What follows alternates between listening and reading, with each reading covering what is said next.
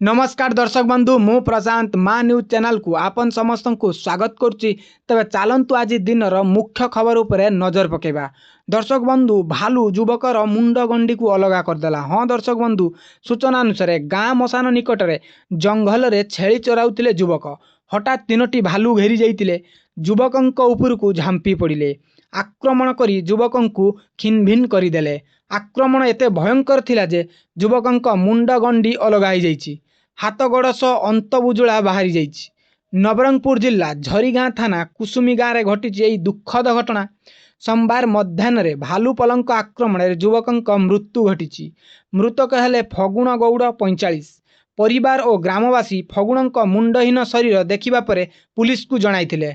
मृतकंक भाई भस्मन गौड़ंक एतला अनुଯାयी आज गाँ श्मशान निकट जंगल को फगुण छेली चराइबा को जाइतिले। छेली चराउथिबा बेले जंगलरू हठात तीनोटी भालू आसी तांकु आक्रमण करथिले। फगुणंक देहर प्राय समस्त अंश को कामुड़ा कामुड़ी करी पकाइतिले। मुंड को मध्य शरीर बाहर करि दैचंती भालू। घटनास्थल में फगुणंक मृत्यु घटी। फगुणंक चित्कार शुणी निकटरे थिबा चराली माने भୟରେ दौड़ी आसी ग्रामवासी को जणाइतिले।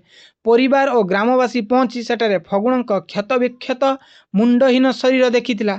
पुलिस और वन विभाग शव जबत करी व्यवच्छेद पई मेडिकल को पठाइचंती। मंगलवार व्यवच्छेद परे परिवार को मृतदेह हस्तांतर कराजिबो बोली तदंतकारी ऑफिसर एसआई दिलीप कुमार बारिक कहिचंती।